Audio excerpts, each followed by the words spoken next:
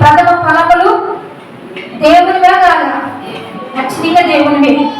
కాబట్టి దేవునికి ఇవ్వండి. దేవుడు అంటే దేవుడు వచ్చి డైరెక్ట్ తింటాడా? ఎవరు తింటారు? దైవ ప్రత్యక్షతలో ఉన్న దైవజనులు తింటారు. ఎందుకంటే దేవుడే వారిని ఏర్పరచుకున్నాడు, వారి ద్వారా కదులుతూ ఉంటాడు. కనుక మీకున్న దానన్నింటిలో ప్రతి విషయంలో మీ సేవకులకు ఒకటి మీరు బాగా దేవుడు సేవకులకి ఇచ్చి సేవకుల్ని ప్రార్థనలో పెట్టాలి. మీకు విడుదల.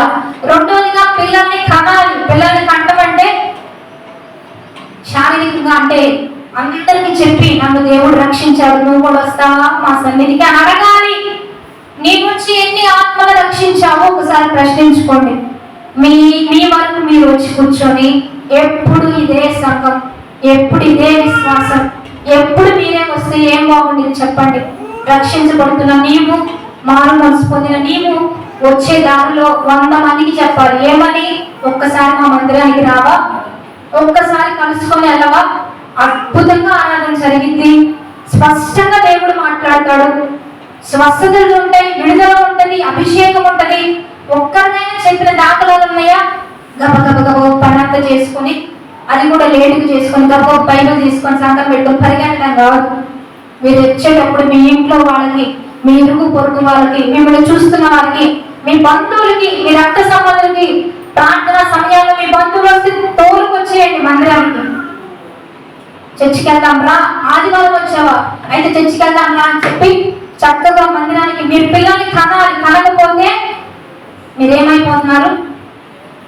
పిల్లల్ని కనని వారైపోతున్నారు. మేమెంత మేత పెట్టినా, మేమెంత మీకు ప్రొటెక్షన్ ఇచ్చినా, మేమెంత పచ్చిక మేయించినా, మంచి జలములు మీకు తాగించినా, ఎంత ప్రయాసపడుతున్నా ఇంప్రూవ్మెంట్ మీరు చూడాలి, అభివృద్ధి మీరు చూడాలి. కాబట్టి దేవుడు పెట్టారా అంటాం. చాలా మందికి చెప్పండి, మీరు వచ్చి వెళ్ళిపోవడమే కాదు కానీ మీ వెనక ఇంకా 100 మందిని మీరు దేవుని సన్నిధికి నడిపించాలి. కాబట్టి ఆ రీతిగా మీరు సిద్ధపరచండి. మందిరానికి వెళ్ళకుండా ఇంటి దగ్గర ఉండే వారికి చెప్పండి. మేమెంత చెప్పినా రావు అనొద్దు. ఒక మాట ఒక వ్యక్తిని మార్చింది.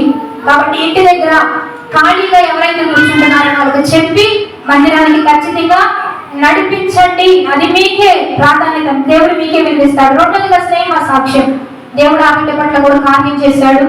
మరి ఆత్మీయంగా ఎంతగానో బలపడింది. ఇక్కడికి వచ్చి పరిచర్య విషయంలో, పాటల విషయంలో ఒకవేళ ఎక్కడైనా చేసి ఉండొచ్చు, కానీ ఇక్కడికి వచ్చినాక దానికి ఘనత ఇచ్చాడు దేవుడు, దానికి ప్రఖ్యాతి ఇచ్చాడు, సాక్ష్యం అంటే ధైర్యంగా నిలబడే కృపనిచ్చాడు. ఎన్నో వస్తాయి అండి, పరిచర్య చేసే వాళ్ళ మీదకి ఎన్నో వస్తాయి. కానీ మా మీద దృష్టిలో లేచినట్టు మీ మీద కూడా లేపిస్తున్నాడు. కానీ సంఘమా పరిచర్య చేసే వారిని మమ్మల్ని ఎట్లా ప్రేమిస్తున్నారో పరిచర్య చేసే వారిని కూడా అట్లా ప్రేమించండి. మాకెంత వినిపిస్తున్నారో మాతో కలిసి పరిచర్య చేసే యవనస్తుల్ని గౌరవించండి, వారికి కూడా విలువివ్వండి. ఎందుకంటే మాతో కలిసి పరిగెత్తుతున్నారు వాళ్ళందరూ.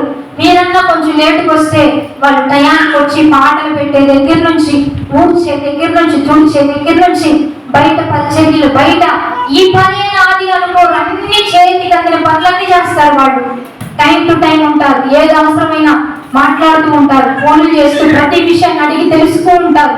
ఎన్ని పనులున్నా పరుగున ఏ టైంలోనైనా వస్తున్నప్పుడు మాతో కలిసి వారు పరిగెడుతున్నప్పుడు మీరు వారిని దూషించడం, నిందించడం, ఎగతాళి చేయడం నీ వల్ల కానప్పుడు, మరొకరి వల్ల అవుతున్నప్పుడు వారిని ప్రేమించడం నేర్చుకోండి, వారిని గౌరవించడం నేర్చుకోండి.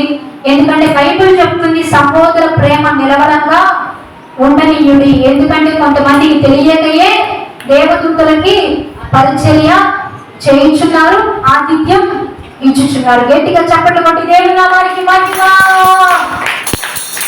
సహోదర ప్రేమ నిలవడంగా ఉండాలంట. నీకు తెలియదు, కొన్నిసార్లు దేవదూతలే